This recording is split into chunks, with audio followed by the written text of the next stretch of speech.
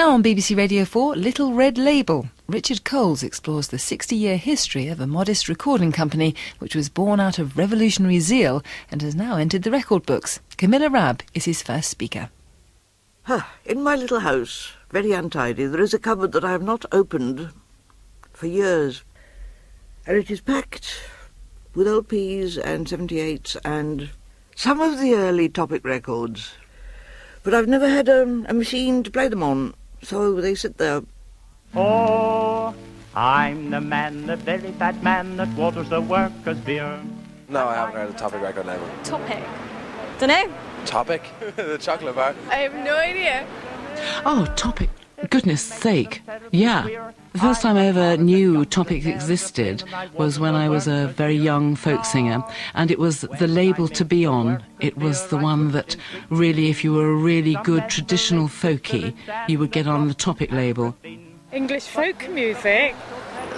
Irish folk music, but no English folk music. Straw hats and banjos. Old-fashioned, very traditional. Go with the beard, call him his name. Go with the beard. Women with long hair. Dancing around a maypole. People that wear sandals in winter. Look, he's got his sandals on. I didn't see them, honestly. If it makes them terribly queer, I've a car and a yacht and an aeroplane and I waters the workers' beer.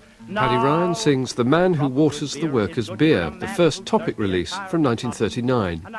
Now, shout Topic records from the upper deck of the Clapham omnibus and the chances are you'll be met with blank incomprehension. Surprising perhaps, considering it's the oldest independent record label in the world. Since the 1930s, it's been Mecca on vinyl for English roots music, for blokes in snugs from Cornwall to Norfolk, for ladies in Laura Ashley, wreathed in the green willow, and for their 20-something inheritors, today working in a musical ecosystem which you might think antithetical to the roots tradition from which they spring. It's a far cry from the pioneering days when folk enthusiasts like evacuee Camilla Rabb returned to London after the war to become administrator of the Workers' Music Association, where Topic Records originated. There she worked with Bill Leader, a key figure in this story, and there she accumulated a pile of Topic releases. The very popular ones in the early days, during the war and just after, were the Red Flag and the International. There were no other recordings available, and the BBC used to use them. They had to.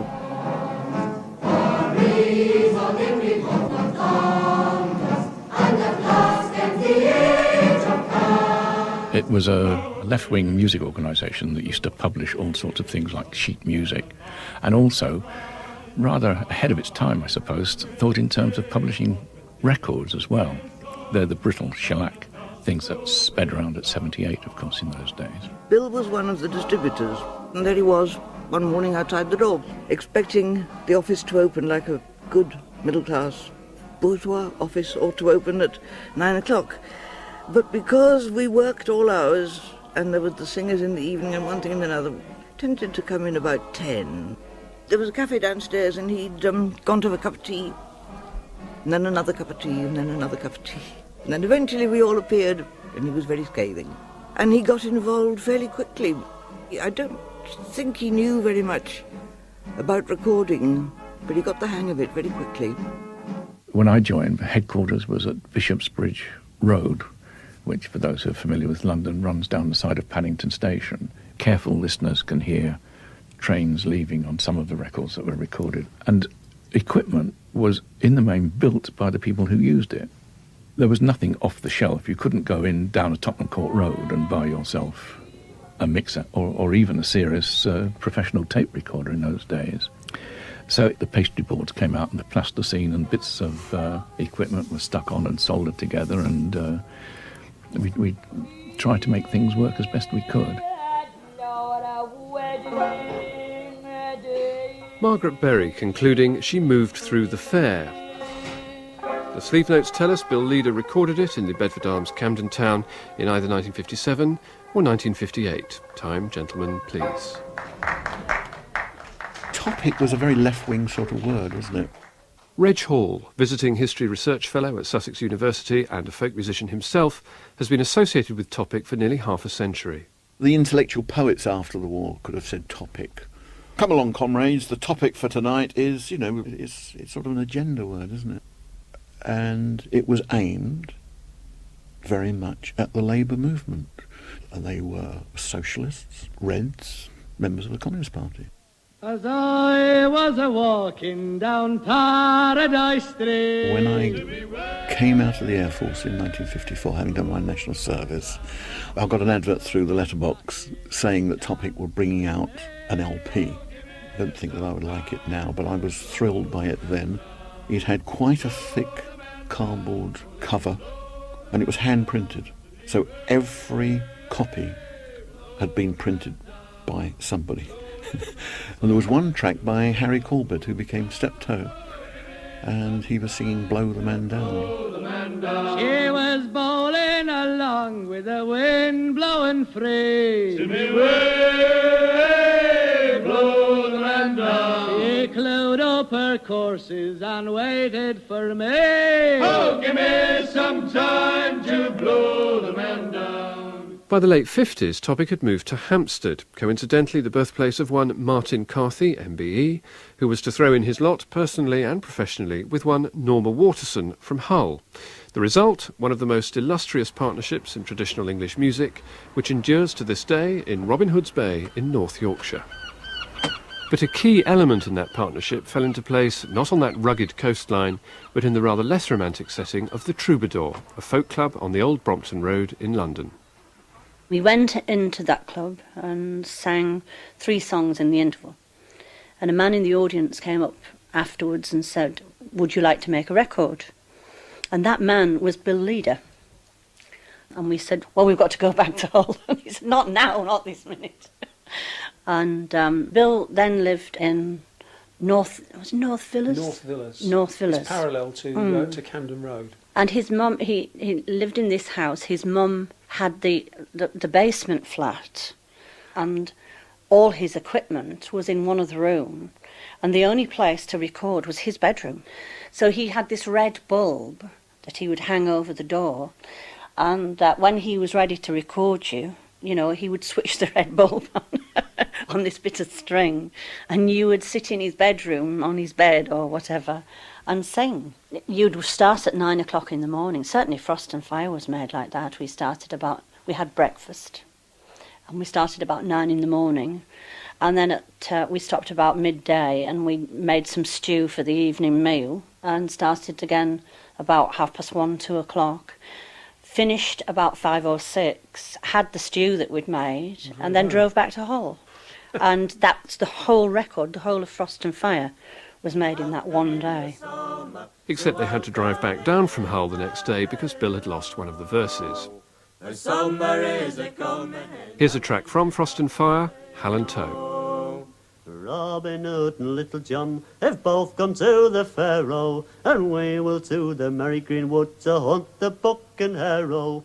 Hal and Tow, jolly rumble, we were up long before the day, to welcome in the summer, to welcome in the May, for summer is a-coming in and winter's gone away, Another key encounter took place in the even less romantic setting of a coffee bar in South London. Here, a singer, classically trained at the Royal Academy of Music, met Dave Arthur, fell for him, married him, and thus Tony Arthur acquired her surname. Along with the new surname, she also acquired Dave Swarbrick, Martin Carthy, and a rather puritanical idea of what folk music should be. What we did was rough. It was not right to have a microphone while you were singing either. It wasn't right to have instruments while you were singing. You just had to stand as if you were in a field, being some sort of mythical peasant, singing your head off. Of course, the mythical peasant never ever did that. So we'll drink success to Bendigo, who made such gallant play, for by his skill he won the mill and tore the prize away. I didn't know I could still do it. The rough, authentic feel was a matter of presentation as well as content, as an early and rare publicity shot attests. The photograph was taken on the Krupskaya, which was a Russian ship that was doing a peace tour all over the Baltic states, and I needed an evening dress. So I took down the curtains. I think I folded the curtains in half because they were long curtains, cut a hole in the middle, sewed up bits up the side, but wasn't very good at levelling off the hem. So what you can see in this particular photograph is the end result of a pair of curtains. But as the never-had-it-so-good 50s turned into the we're-in-the-money 60s, revenue put in an appearance. For Topic, capitalising on, indeed inspiring, the folk revival, these were the fact years.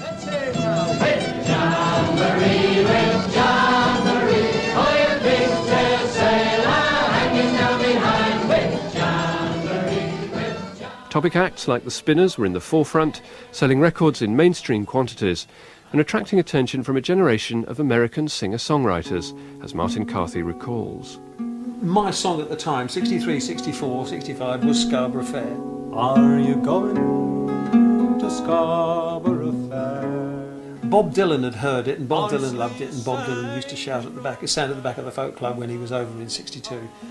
Sing Scarborough Old Fair, and I would sing Scarborough Old Fair, and he would, and he was great. He was lovely, and he went away at one point, and he came back and said, "I've got to sing you a song," and he started singing this song, and he got to the end of the first verse and started playing this little guitar figure with the plectrum that's which I used to play, and I just remember him bursting out laughing and saying, "Hey man, I can't do this," and going all red.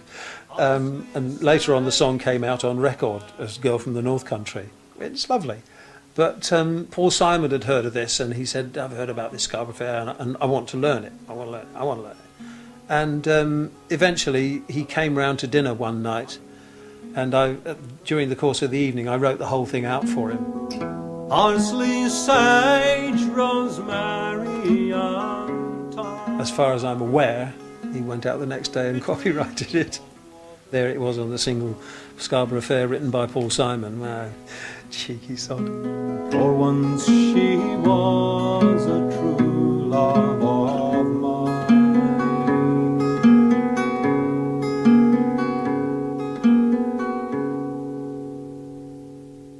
But the folk revival wasn't just about revamping the standards. Powerful new songs were being written in the folk idiom to protest contemporary injustices.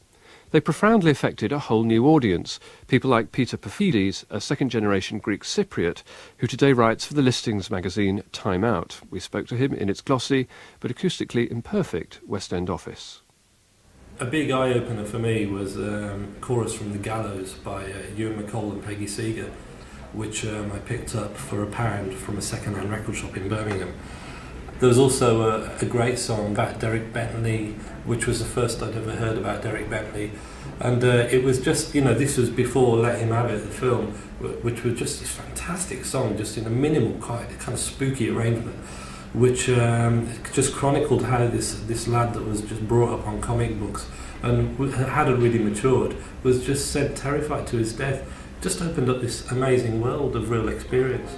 He stood up on the roof so high and he looked all around and shouted to the men of law all gathered on the ground. It was guns and comics, films of war that made his education. This is like, this is our blues, But 9 o'clock one Wednesday they took young Bentley out and made a noose of hempen rope and put it round his throat. It was guns and comics, films of war that made his education. It's true as you have often heard, and in this land today they hang the little criminals and let the big go free. It was guns and comics, films of war that made his education. Derek Bentley by Carl Dallas. But some, including Ewan MacColl, the most influential folk musician of his generation and a driving force at Topic Records, weren't entirely happy with traditional music reinventing itself to address contemporary concerns. I don't think any kind of form of music is well served by the kind of purism that Ewan MacColl seemed to think was good for it. And that's not to deny that Ewan MacColl did a lot of vastly important things for folk music. And he really did, he recognised the importance of movements like skiffle as well in helping to, for the first time, make people make their own music. I mean, I think there is a kind of comparison between skiffle and punk, because both of those involved kind of ordinary people making music according to a loose DIY ethic. So MacColl kind of harnessed that kind of interest, but ultimately in the 60s when he formed the Critics group, He was very anti-songwriting, which led to kind of bizarre situation of kind of Bob Dylan coming down at the infancy of his career, and McColl kind of feeling ambivalent about it, which is just bizarre. I mean, to a lot of people, Bob Dylan couldn't sing properly. He also wrote his own songs or updated old songs.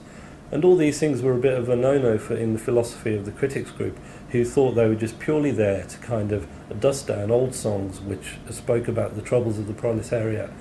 And in order for some kind of eventual kind of social uprising, which of course never came, because apart from anything else, working class people, too busy working in factories all day to kind of mobilise some kind of organised movement. When Jerry Sharp was running it, Topic's horizons were very, very limited. When Tony Engle took over, Topic started to flower. Martin Carthy recalls the arrival of Tony Engle, who's been running the label since 1973. And at that time, the music business itself was going through something of a slump, and Topic Records didn't go through a slump. It was entirely because of Tony's ideas about putting stuff out and how to balance things up and what would sell and what would not. And he found out that Irish traditional music, instrumental music, sold very well. So he put out stuff like that and then put out English stuff, which didn't sell. And the whole thing balanced out and he made the thing work. So what were the problems with English traditional music? Let me count the ways. It's been overtaken by the development of society and communication. If it had been given the seal of approval by the authorities, then it could still be regarded, or could have been regarded, like opera, like jazz, like classical music. But it's working people's music. It's yokels' music. Yeah. I mean, I don't feel it's that, but that's the way it has been regarded, though it's been sidelined. As the dominant group of people in these islands, we were the head of empire. And other people can have ethnic culture, but we are the bosses. We can't have ethnicity because we are the dominant people. Everybody else is a deviant from us. And this was elite culture. So the processes that have gone on in English society through schools, church, government, everything, have operated to destroy the culture of the lower strata of their population, the working population. In Ireland, Scotland and Wales it was different because they weren't the dominant population. They saw themselves as the abused populations, and therefore to ascertain their own identity they invent nationalism, and they have these national revival movements, and it allowed people to recognise that their music was worth bothering about. Of course, we also don't have rhythm sections. If you want music to talk to your friends with, have a few drinks, have a dance, have a laugh, fall over to, you're going to have a rhythm section. Because if you've got a lone singer, you've actually got to shut up and pay attention. Tony Engle there, explaining theories numbers 1 and 3 through a mouthful of BBC shortcake we'd rather rashly pressed on him. Reg Hall on theory number 2. Yeah, thanks. Hello. Harriet Sims ran Topic's press and PR until the recent and traumatic breakup of the distribution and recording elements within the company. Harriet, young, gifted and radical atheist Jewish by background, used to work at another independent label, Cooking Vinyl, whose catalogue at first hearing might sound like the antithesis of what Topic stands for.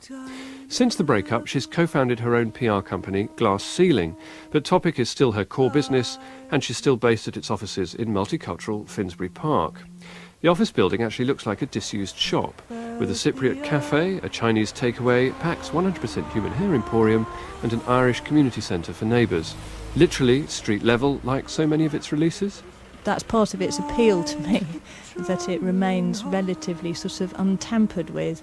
I've kind of re-educated myself to listen to this music because it's not highly polished, it's not incredibly sort of tuneful quite often. In fact, it's quite the reverse sometimes, but it's the voice of real people, and that's incredibly refreshing when you've listened to endless sort of highly produced stuff which is sort of programmed to stick in your head. Another aspect of Topic's appeal is its hospitality to artists unclassifiable by the standards of the commercial sector. The way that it's been very positive is embracing artists who would probably have found it very difficult to flourish elsewhere, and artists, for example, that spring to mind are people like June Tabor and Christine Collister, who have some of the truest, most beautiful voices this country's ever produced. And in Europe, I think there's been a much greater tradition of nurturing women of a certain age who don't necessarily write their own material, but are just appreciated for the fact that they've got magnificent voices. They are interpreters of song, and that in itself is a highly revered skill. Ute Lemper and artists of her ilk. I mean, really, June Tabor is our sort of equivalent, except she doesn't wear cat suits. When we caught up with June, along with 65,000 others, at the Sidmouth International Festival, catsuits were indeed not much in evidence. Her well-cut grey jeans were more this season's thing. They wouldn't have looked out of place on the Oxford-educated librarian she was when she signed to Topic in 1976. There were approaches to enter the big bad world of commercial music, but I didn't feel that I wanted to be dependent on music for a living, because I thought that was a dangerous path, in as much as I would have no control over the kind of music that I would be making. And when the offer to make an album for Topic came, then it was always with an understanding that I could carry on doing what I wanted to do. So in that respect, and however many albums later it is, I don't know, 14, something like that, Topic gave me the confidence and the support to allow it to develop naturally. It's very important, though. We asked June Tabor for an example of the kind of thing she thinks Topic does best, and she told us about a collaboration with her friend, the singer-songwriter Maggie Holland. I asked her if she'd written any songs recently, and she said, well, I've written one, I've just finished it. And so Maggie played me A Place Called England, and I knew as soon as I heard it that I had to sing it, because it said so many things to a vast range of people in this country. It's a tremendously important song from the point of view of the standing up and shouting of the little person. I rode out on a bright May morning like a hero in a song, looking for a place called England, trying to find where I belong.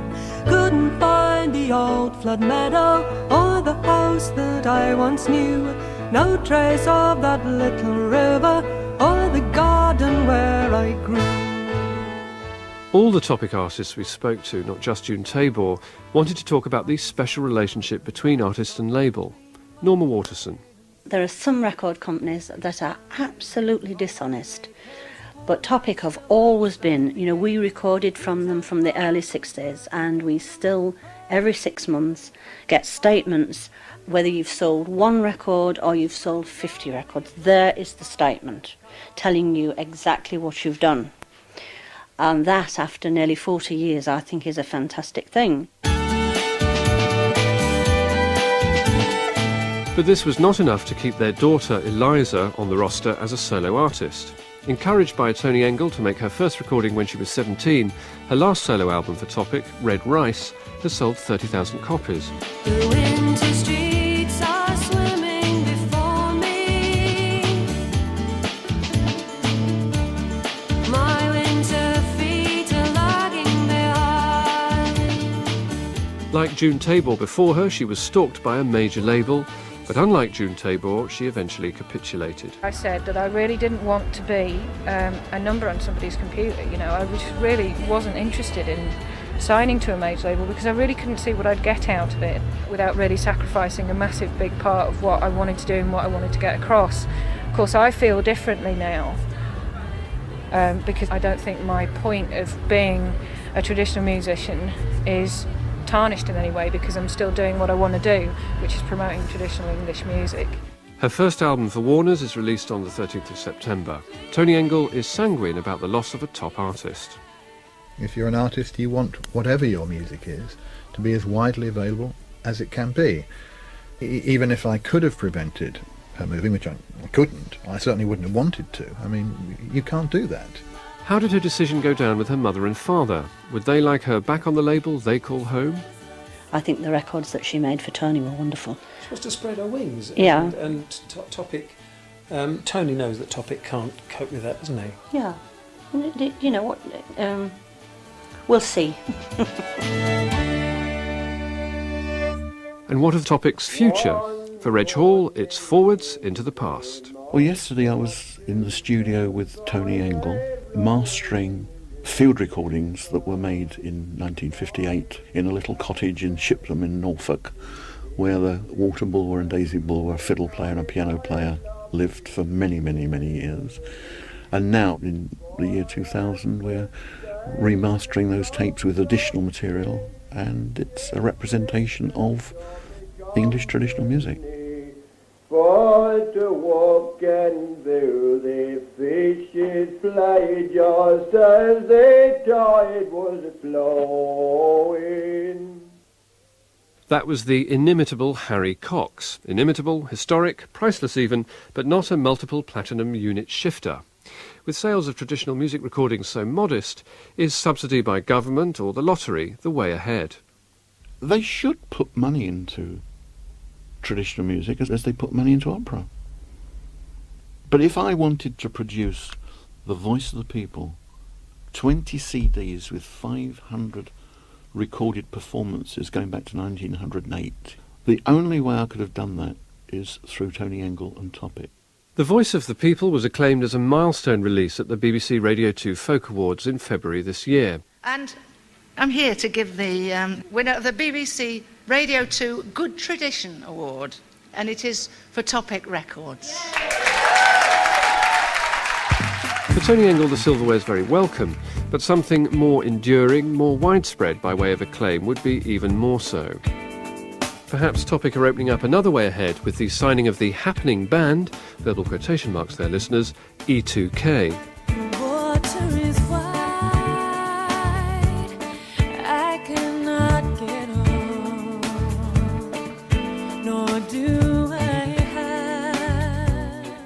Can I see a future for Topic Records without Tony Engle? I don't think I can answer that question until such a time came along. Tony's always said to me that he intends to keep putting out records as long as he is physically and mentally able, and if he dies in harness, well, then he'll be a happy man. It would be desperate if Topic Records had to pack up, because they broadcast, they spread all sorts of music that nobody else would have heard of, and that is absolutely splendid.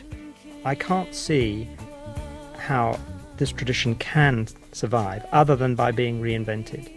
I think it should be nationalised. I think they should. I think they should pay Tony Engle a great big fat fee like they do the fat cats in the so he can. Know what to do. No, he wouldn't. That's true. He wouldn't know what to do. Well, he'd spend it. Yeah. It's like the story of the musician. Because Tony is basically a musician, whatever else, and it's like the story about the musician who wins the lottery. They go up to the musician who's won the lottery and they say, "God, you won £1 million. How do you feel?" He said, "Oh, I'm all right." He said, "Well, what are you going to do?" He said, "Oh, I suppose I'll keep gigging till the money runs out." Little Red Label was presented by Richard Coles and produced by Jane Ray.